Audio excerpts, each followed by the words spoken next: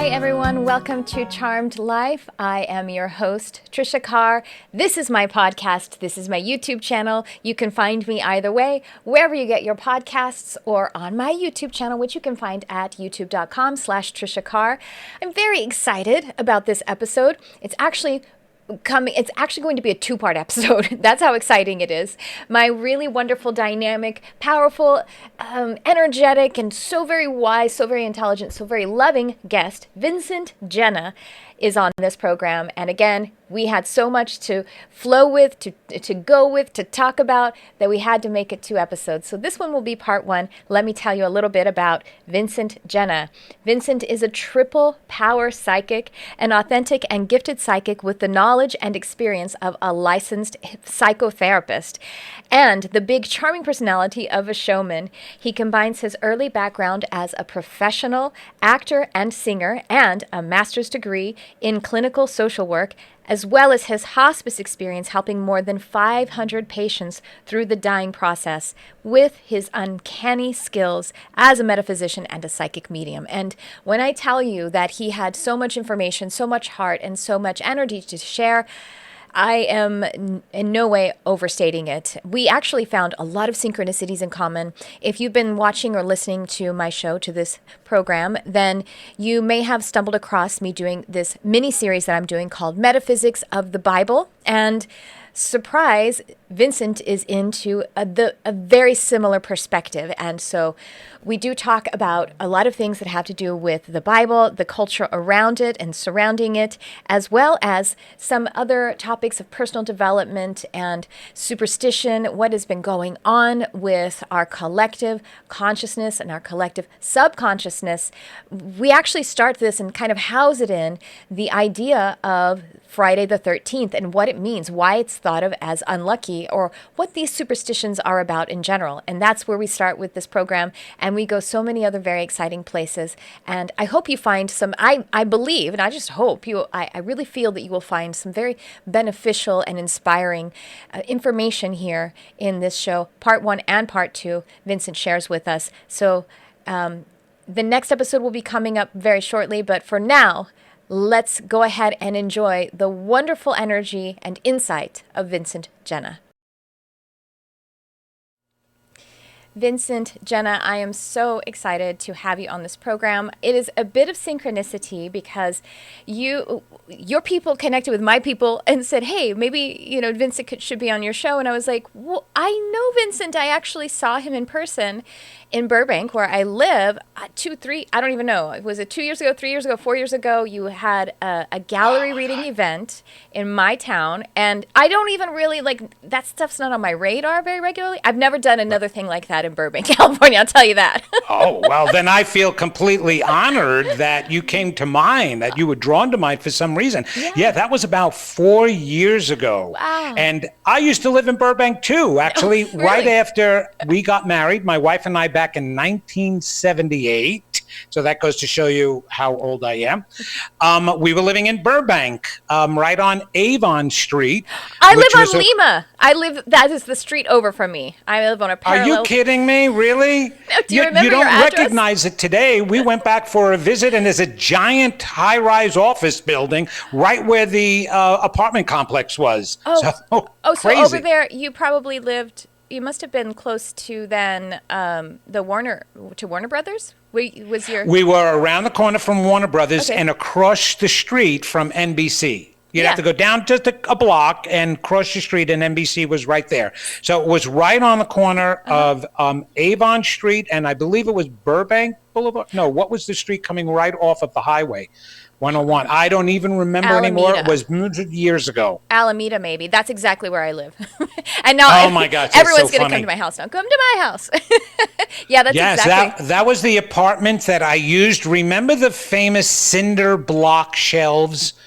No, you didn't have that, I'm sure. Yeah, no, Back I in think my so. days, if you wanted to save some money and you had to put some shelving up Yeah. in your apartment, you got these designed cinder blocks. They just had cutouts in them, and you'd lay them in a board, and you put another two in a board, and that was our first stereo Oh, your entertainment shelf center. and TV stand. That's great. I remember stuff like that in my grandmother's house. So yeah, I'm not. Oh, okay, thank you. No, no. Yes, yeah, No. I can. Yeah, okay. I have a grandson, but he's only 12 years old. So you're a little bit older than that. I am older than I was born in 74. I'm 40, almost 46. My birthday is in about a week and a half, so I'm not that young. Really? So are you, if it's in a week and a half, you're close to being in Aries. You're right on the border of being in Aries, aren't you? Pisces, 17th is March 17th, so I think it switches over about 5 days after that, right? Yeah, Something just like that. 5 days. Yeah. I'm April 1st. Oh, so you are Aries. That's I am April Aries, Fool's fire Day. sign and everything. April Yes. Fool's Day, isn't that funny? My birthday is Absolutely. actually St. Patrick's Day, and so I have a lot of connection to leprechauns. I didn't even realize, I work with nature spirits, elementals, and I had sort of these remembrances about Jason and the Argonauts and the Celts and everything, and the inner dwelling people, basically the leprechauns. And this sort of spontaneously, I remembered it in meditation and everything. And I was like, then I realized, wait, my birthday is St. Patrick's Day. So if I have like soul connections to that, I played a cosmic obviously joke on there myself. has to be some type of connection to all of that. Right. Which is really interesting, because I've been talking a lot about Friday the 13th Yes. and luck. Oh, I love it. I love that you want to talk luck, about that. Yeah. And I talk a lot about that. I bring in St. Patty's Day, because of that. Because, that is the celebration, that holiday that we've turned into, of holiday of luck and leprechauns and rainbows and crocks of gold at the end of the rainbow and all of that stuff, and green beer and all that wonderful stuff. So you get to celebrate even more. Yeah, and that, like you say, that's what we've created. That's the mythology that particularly Americans have created around it. And it's the original celebration the original memorial is about driving snakes out of the snake famine and everything. But I love that you've been talking about Friday the 13th. It's coming up as we are offering this episode. And so what is the deal with it? What's been going on? What do you think is happening? Is there something really cosmic? Oh, my God. And numerologically? You know us humans. We are so nonsensically filled with fantasies and drama and delusions, and we make a mountain out of everything, So the idea of Friday the 13th being bad is a total fallacy. Yeah. Because the number 13 in numerology happens to be a very high spiritual number. And what's really interesting about numerology and numbers in general, a lot of them are based off of religious history and facts. And for example, the number 13, one of the reasons why it's one of the highest vibrational numbers is because it represents Jesus plus his 12 disciples. So between the 13 of them, they created one of the most famous religions in the world, right? Okay, that impacted so much of the world today. And all the offshoots of that religion, right? Still, so it was a major change in the world from paganism to Christianity.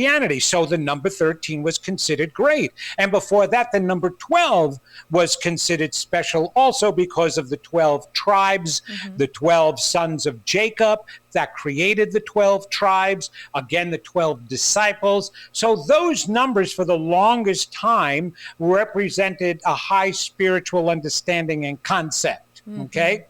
Then, of course, something bad happens. Okay.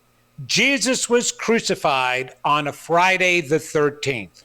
Oh, is that right? I didn't even realize that. Yes. Is that like the lore about it? I didn't. Yes, that is the start of the Gregorian calendar, or of the Gregorian calendar. Oh, okay. So it wasn't until the Gregorian calendar that it became an unlucky day anyway. Okay. Interesting. Okay. Yeah. So they figure, well, if Jesus was crucified on the 13th, on Friday the 13th, that's got to be bad. Not to mention, Yes, there was Jesus and the 12 disciples, but the 13th one was the bad guy Yeah. who betrayed Jesus. So that number 13 has to be bad again.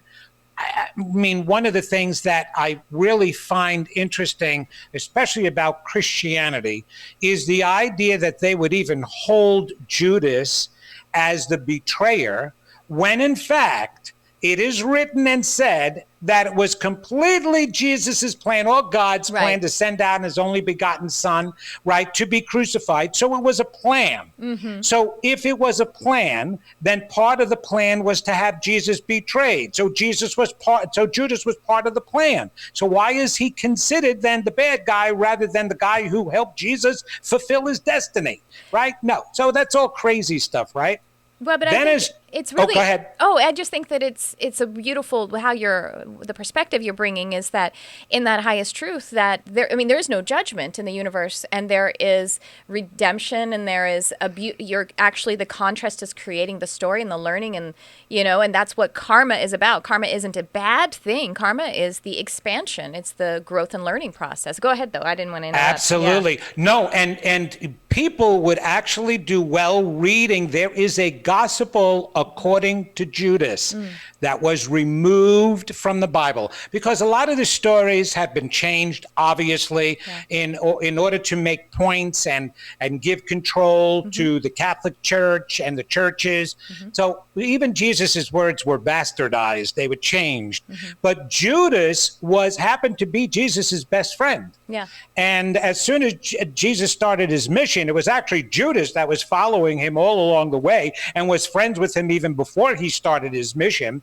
So there had to be somebody that decided who loved Jesus's soul, the soul of Jesus that incarnated into the character and the essence of Jesus, that agreed with the soul of Judas to contract for this. You would have to love this man so deeply that you'd be willing to incarnate on the planet and say, okay, you know what?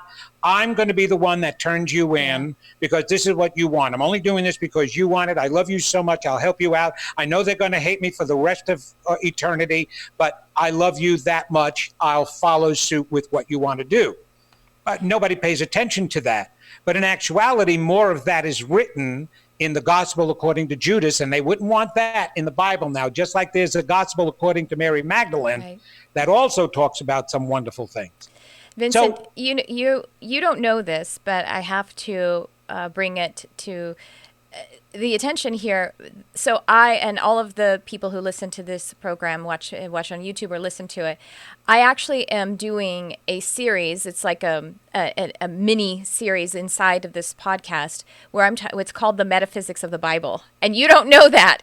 You're coming in hot talking about the beautiful relationship and the metaphysics in these stories. How crazy synchronistic is that? And I actually interpret the metaphysics of all the stories of the Bible. Me too, yes. Oh, wow. Yes, we should do another including the episode nativity, the entire beginning. Yes, I did that too. Is actually a metaphor for us and the beginning and the body, mind, and spirit, which were the three wise kings that it represented, and the balance that needs to come in. And even though we start out as poor, uneducated children when we first incarnate into this world, our goal is to raise the Christ spirit within us, which is just our connection with source, with spirit. That's all. So yes, I do all of that. That's hysterical. That's great. You see the connection that we've got here?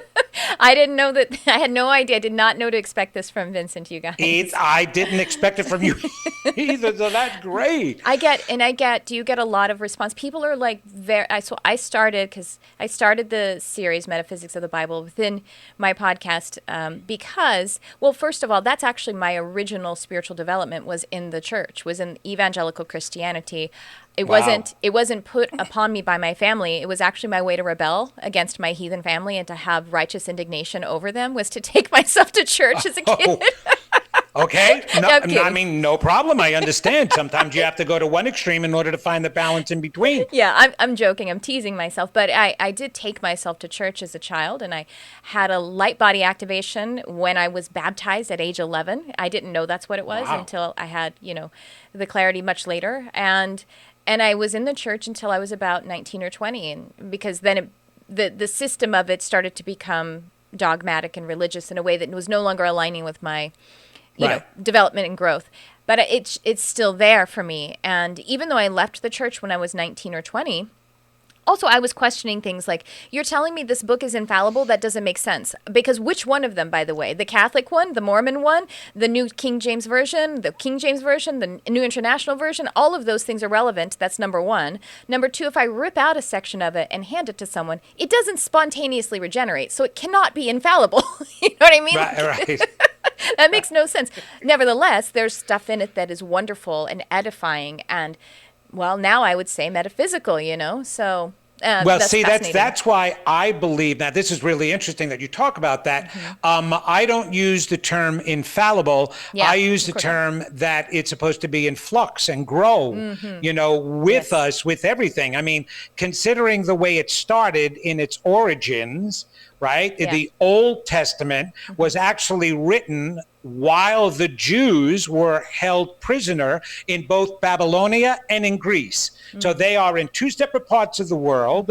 They didn't want their religion to be lost. Yeah. So they started to write some historical or some of their precepts and understanding, right? Okay.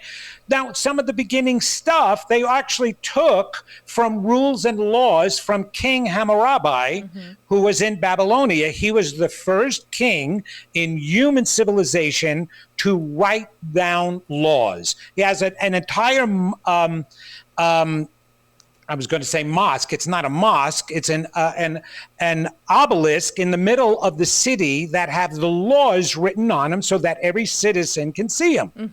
And some of the laws are written in Deuteronomy in the Old Testament, such as a husband can stone his wife to death if he finds out that she's not a virgin after he married her.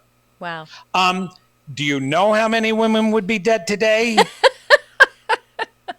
Don't tell our I don't secret. even think there would be any that exist. I mean, what is Right. a virgin now? I mean, Right. people don't get married until they're 30 now. And Right. so there's definite experience beforehand.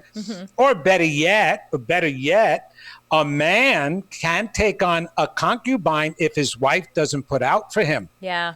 Okay? That's paragraph 2. But that was the way they lived thousands of years ago, Right. back then. And we think, so it's not so much that it's infallible.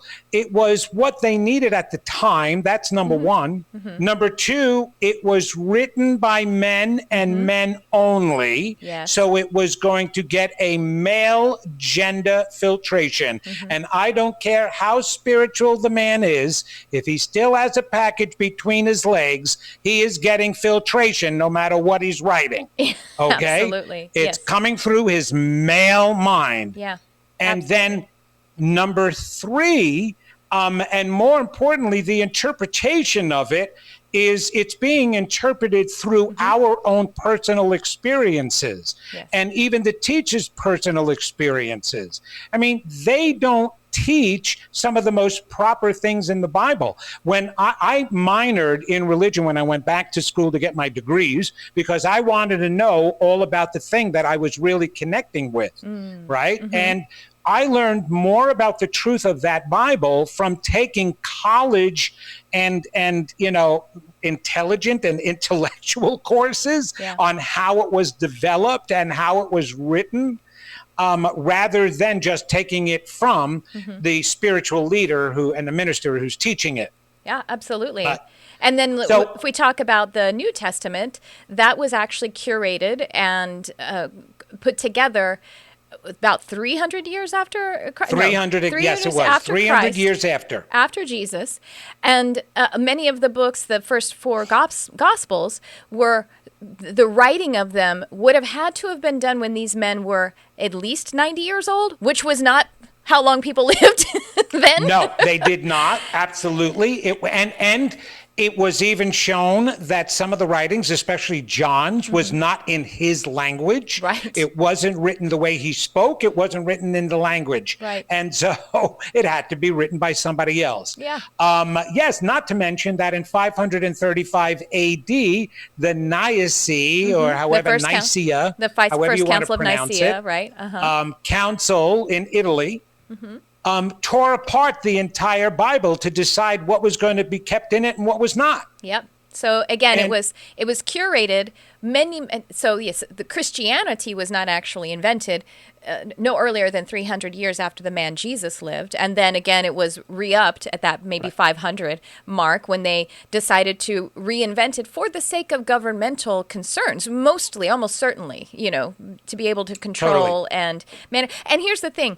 If you don't know how to take care of people who are having children when they can't support them, or maybe there are diseases, so then you say it's a sin to have sex before you get married. I mean, it's just it just makes sense to go ahead and say that if you have no other mental facility, science, or even just logic that helps you to understand that, then it kind of makes sense why you would make that illegal or bad or something, right? Right. And also Paul, who wrote most of the tenets of the Bible, and that was the previous Saul, okay? When he was Paul and he wrote the letters to the Corinthians, which were setting us up what the practice would be, he felt at the time that it was sex that was getting in the way of people's spiritual behavior or pursuing a Christ-like or Jesus relationship. So that's when he started writing rules about when you were allowed to have sex. You can have sex if you're procreating so that you can bring in children to worship God. If you were planning on being a minister, you could have no sex. So he actually removed those and started the monasteries away from town. And so that way they wouldn't be tempted and they would have to be there by themselves. So there was so much governed because of the fear of promiscuity and what sex was doing in the world or in their small town and area, and the belief of Paul that you can't be spiritual and have sex at the same time. And so we've taken that that was in this tiny town of Corinth. And what was the world population then? Probably 200,000. I don't even know. Right, exactly. I know, right? And there was no technology. There was no shared information. They barely had written history that they could, they didn't have printing press. So things being able to be passed around and education being able to be, the intellectual part of it, being able to help support any of this. And we're still somehow, no wonder there's so much unconsciousness about it. No wonder there's so much damage and disease and trauma when we're trying to make fit a shoe of that's probably the size of our pinky toe at this time. It doesn't make any sense anymore. The antiquated system doesn't fit this one right now. I have to tell you something funny because I was just thinking about this and planning on doing a whole radio program next Wednesday, myself on Unity Radio about the coronavirus. Oh, cool. Because though I haven't heard it yet, I will assure you there will be some minister out there who will come out and say that the coronavirus is our punishment for being gay or having same-sex marriage or being Democrat or whatever. But there is going to be some ridiculous thing that is going to be said about this coronavirus because that's what they wind up doing with all of the diseases and all the disasters that happen here.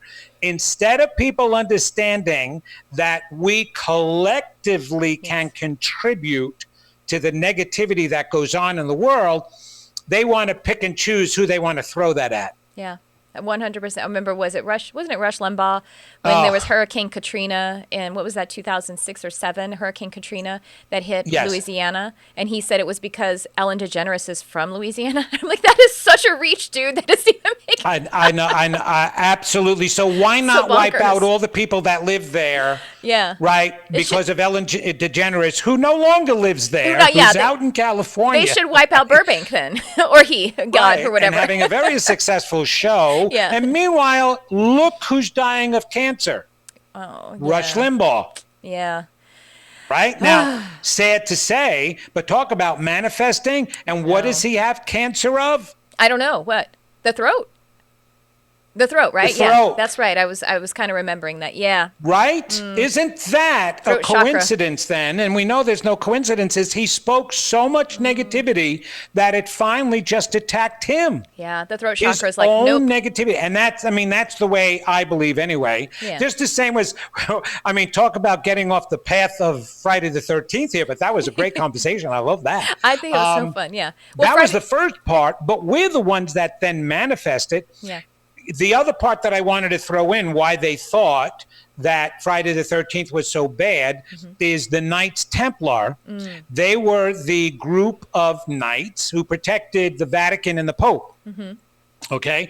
They were all captured and slaughtered on a Friday the 13th. I did know that. Yes, I remember that now too. Yes. I thought that's where it stemmed from. I didn't know it had an association to Jesus's. That was Jesus's the 13th disciple being crucified on the 13th. So so they turned it into something that is so bad, and then they link it with every other superstition. And us as humans, we tend to grasp on to the negative more than we grasp on to the positive. Right. That's how we're trained. Yeah, that's how we're conditioned. The child is conditioned. That's right. That It's way. exactly how we're conditioned. We hear no more than we hear yes from the day we're born. So that's what winds up happening. And then one day, somebody is walking down the street, eating an ice cream cone, not paying attention to where he's walking. He happens to walk under a ladder, and the guy is painting on the ladder. The guy happens to drop his paint bucket and hits the guy with the ice cream cone in the head. So now, instead of saying, don't be a dope and be looking down at your ice cream cone while you're walking on a city street, he said, no, oh my gosh, it's unlucky to walk under a ladder. Well, it's also stupid too. So what part of it is the luck and what part of it is the ignorance of walking under? And then I can just see this other person, I don't know, guy or girl, also walking down the street, and a beautiful black cat goes by. Oh, look at the pretty cat. And she walks right into a tree while she's looking at the cat. Yeah. Now she says, oh my gosh, it's bad luck to have a black cat walk in front of you. We will do anything to blame any of the things that happen to us that are negative on something else. And that's exactly how Friday the 13th came about as being unlucky. And as long as anybody thinks that way, that's exactly what's going to happen. But the 13th and Friday the 13th happen to be very special days for me. They're wonderful days. I love them. It's also just like that Mercury retrograde and Saturn retrograde. Everything that happens bad electronically or with the weather or something, it's because Mercury is retrograding. Well, hell, recently Mercury must stay in retrograde because of all the crap that's been going on. But well, in a production studio, Kurt, my producer, it's always Mercury retrograde inside a tech studio. Of course it is. Right? It's always retrograding. Anytime something happens, it must be Mercury. Well, thank goodness. It used to be that the husband got blamed for everything. Now it's Mercury. I don't mind that. But Mercury retrograde in my chart happens to be the best circumstances for me. They're the strongest elements that happen to come out, my energy. But it's because I truly believe it's because of what I did with my energy. I increased it by truly believing in the positive. And I don't mean saying that the glass is half full. That's more nonsense there. Just because you say the glass is half empty, that's not what makes you negative. Right. It's just an awareness. I mean, if you want to really be positive, the positive statement is, I've got water. I don't care if it's half full or half empty. At least I got a glass of water. This guy next to me is dying of thirst. He doesn't have water. Yeah. So it's positive to notice you have water. Absolutely. We just go where we don't need to go. And we're the ones that create all that negative stuff. And now we're trying to say what's positive and affirmation. And I believe in all of that. But what's really been happening is, especially in the spiritual New Thought movement, A lot of people are wondering why the information isn't working for them. Well, I have a whole program based on that called Stop Stopping Yourself and Become Unstoppable. And it's a really great, deep program. But the long and the short of it is what a lot of people have been doing. And if I can paint this image in your listeners' minds and in your mind, take a whiteboard, and on the whiteboard or a pad, write every negative feeling you have. Negative doubt about yourself, whatever it is. It'll probably fill up that page. Just fill it up, whatever. Anything that you can be in touch with. Now, you're starting to read some positive books, and they say affirmations. You know, I'm lovable, I'm good looking. I say that one every single day, but I don't do it as affirmation. I really want to believe that. And take pretty pictures of bunny rabbits and flowers and paste them on top of that whiteboard or pad, as you're putting the affirmation on top of that. So then I ask everybody, okay, so your whole board is filled with all these pretty pictures and pretty affirmations. Have you gotten rid of your negative beliefs? Right. No. Right. They're underneath the pretty pictures. And so when you wonder why things aren't going right, it's because you've only hidden the negative beliefs. And it's the undercore beliefs that manifest your life, not the conscious ones, not the pretty pictures you put on, but what's under those pretty pictures. Yeah. And you have to get rid of that. I don't know if you know, you probably don't know this about me. So I'm a medium and animal communicator, but I'm also a clinical hypnotherapist. And so, yeah, it's not just working with the conscious mind and, you know, working with just the love and light on top of it. You have to get into that subconscious and find out what it is, usually from between the ages of 0 and 8, how that negative belief got started, how you were trained or conditioned to look for the negative to keep yourself safe, or to believe in the fear to keep yourself safe. And that's a whole journey for all of us, but it's there. It is there. Yeah. Then you would enjoy my work and my material, because I actually divided the mind. That's why I went back to school to get my psychotherapy degree. I got my undergrad degree in psychology, and then my master's in clinical social work, because I really wanted to know the human mind. And there are anomalies that do go on. And what people have to understand about the brain to start with, the two highest functions of the human brain is to keep us alive and to protect us. That's how it keeps us alive. Yes. Now, physically, we know how it protects us. So, for example, if we do get a bug or bacteria inside of us, the brain will cause your body temperature to raise. So it's not the bug that is giving you a fever. It's your brain doing that to put your body in an unlivable environment, hoping to kill off the bacteria. Now, it has to weigh its priorities. Even though the temperature makes you feel uncomfortable and can even kill you if it goes too high, the brain is not considering that. Its first primary objective is to protect you from that bacteria.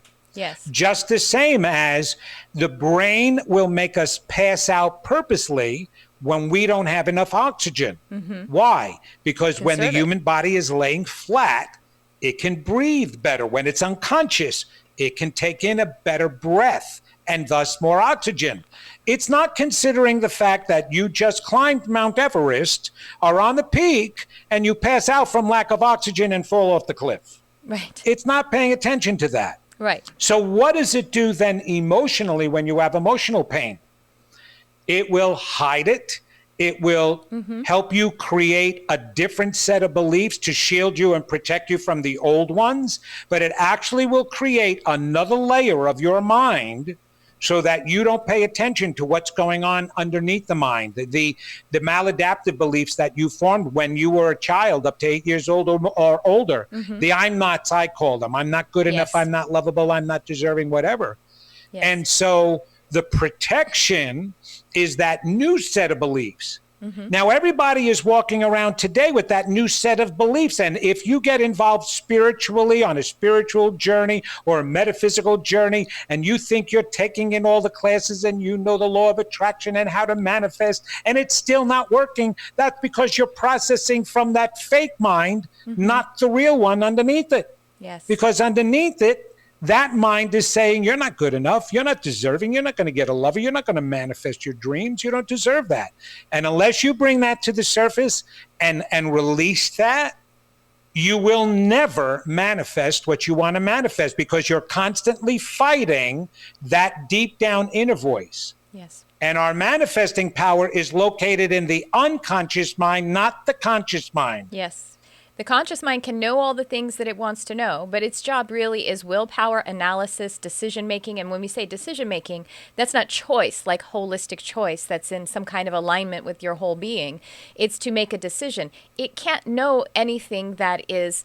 It's supposed to be the assistant, the conscious mind. It's supposed to be the secretary and the gopher, and it's great and all, but it isn't that. It isn't the part of the mind that is going to shift and change your life, or even just create the life that is truly more holistic for you, more in alignment for you. Right, right. And it only accounts for 2 to 5% of the entire mind to start with. Yeah, well, so 95 to 98% of the entire mind is in unconscious awareness. Most people are walking around and they have absolutely no idea what's going on inside of them. Which is why when somebody turns around, especially with me, well, I'm a psychic. They come to me so that I can know what's going on inside of them. I'm like, I tell them, look, I know you better than you know you, because I'm seeing on the inside that part you're not seeing.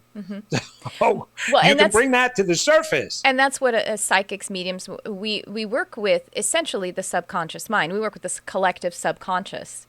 And yes, so totally. That's what we tap into, is we're just tapping into that field. That's you call it the Akash, call it, the collective subconscious, but that is what we work in. And so people that are interested in working with their intuition and to actually get into it, doing a program like yours, what is your advice? How do people begin to understand, uncover those negative beliefs, even in their day-to-day practice, their own discipline? Yeah. Having been a psychotherapist too, and dealing with actual patients, that helped me learn even more about people. Even in that realm of psychology, the majority of people don't like going to therapists. Why?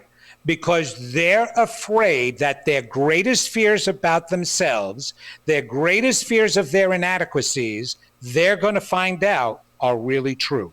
So this is the odd thing. Okay.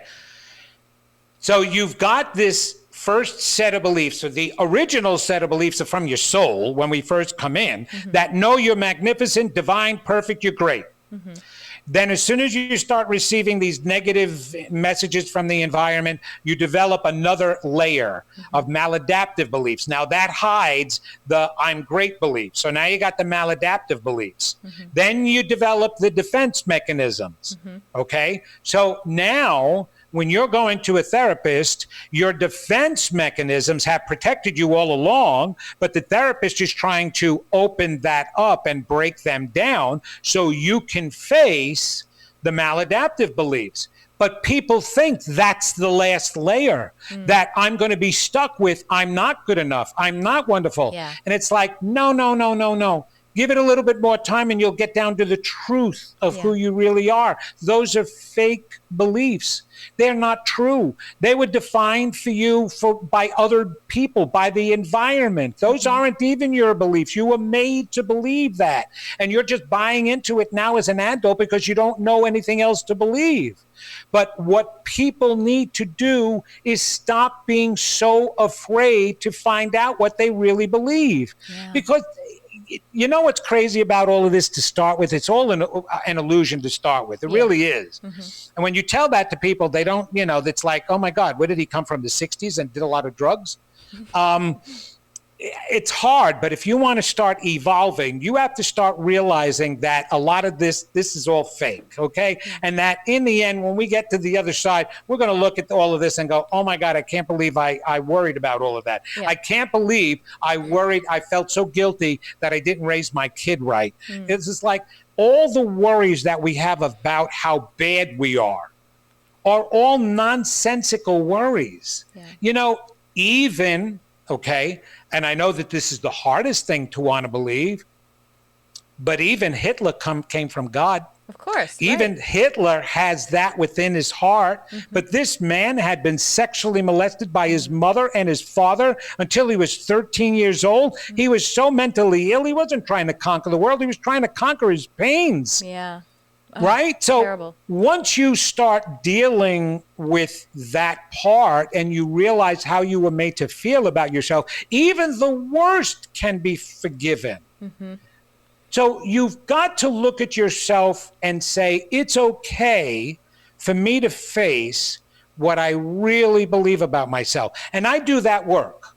When people come to me, and I'm sure you do the same thing, during the 1 hour or half hour session that they have with me, I let them see by way of evidence, you know, by me bringing out some of the information, by bringing in deceased loved ones that will come to help me with that, and show them, do you understand now why you truly don't believe you're lovable?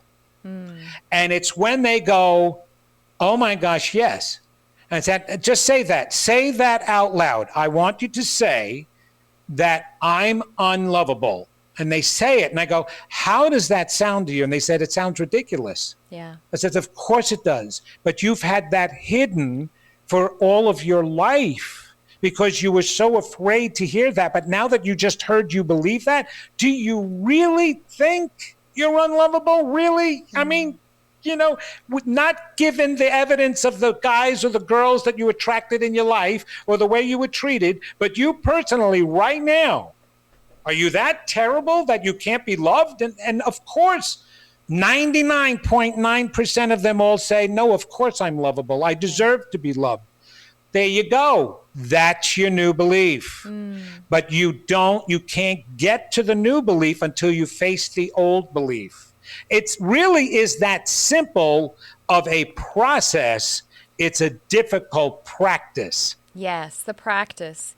You know, and the people, when people are hesitant to begin the work, whether it's with therapy, psychotherapy, or if it is in some kind of metaphysical experience. Actually, even I've had friends, or I've had a friend who started to meditate and was doing really well, but then after about 2 weeks was dusting stuff up and was seeing what was going on in his unconscious. And then he stopped because he didn't want to face that. But here's the thing is that the fear is illogical too, because you don't go in and get therapy and start working on that stuff and become injured. You already are. You are just seeing the dirt as you're seeing the dirt as you take the trash out, but you are taking it out as soon as you bring that light of awareness to it. It's already getting better. But otherwise, you're just going to walk around carrying that trash with you. It's just there already. You aren't creating it when you are bringing your awareness to it. You're actually healing it and releasing it at that time. Absolutely. It's what I always tell people. When you have physical pain, you take an analgesic to deaden the pain and to stop the signals going to the brain. When you have an emotional pain, you face it, look at it, you move through and it. allow yourself to feel through it, to release it and get rid of it. Well, that is part one with Vincent Genna. The second part will be coming up. It may be the next episode or it may be the one after that.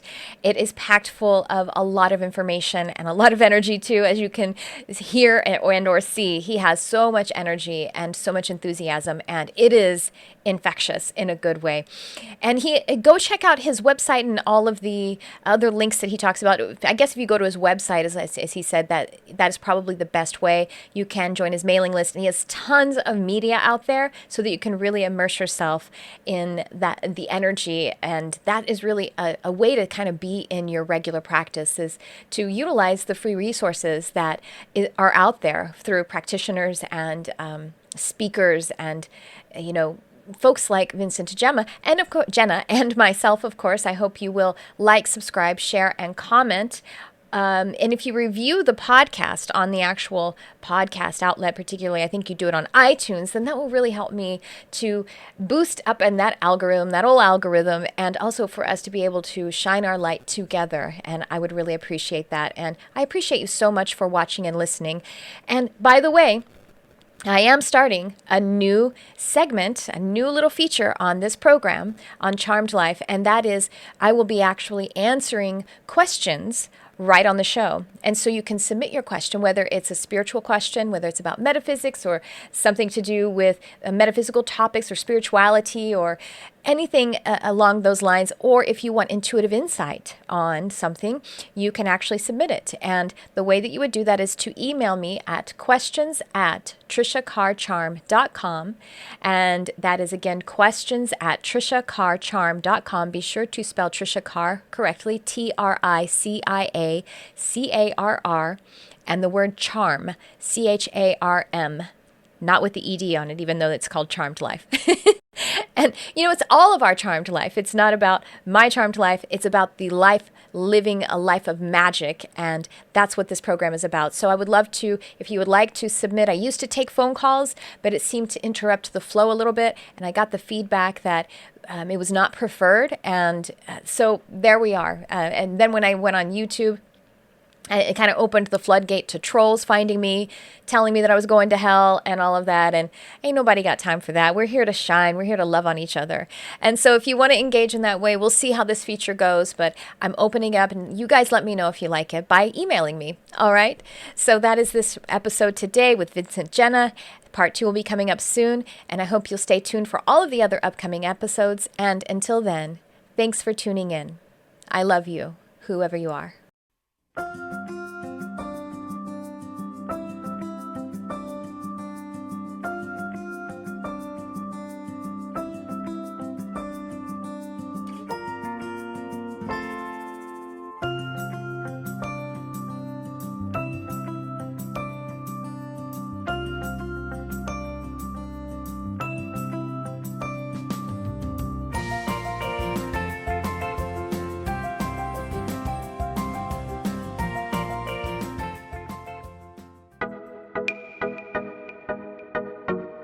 Hey guys, it's Tricia Carr. I have new exciting things going on with my Mystic Arts Academy. You can now subscribe to receive all of the live monthly content for about a third of the investment of a single class. Included are at least one downloadable guided meditation per month, 2 live events ranging from classes, channeled messages, group readings, intuitive development guidance, Q&A sessions, and tons of community. You'll also have access to a private Facebook community for fellowship and support, and this space is kept super sacred and high vibrational. Your subscription gives you access to the whole library of classes and live events, which are on a vast array of topics. All events are offered online by Zoom video call, and many are also offered live in person at my studio here in Los Angeles. Subscribing to the Mystic Arts Academy is also a way for you to support the Charmed Life podcast and engage on a deeper level. I'm offering the subscription at a super low rate of $22 a month. Joining now locks in this rate for as long as you're subscribed. Click on the description of this episode or go to my website, triciacarcharm.com, and click on Mystic Arts Academy. I look forward to connecting.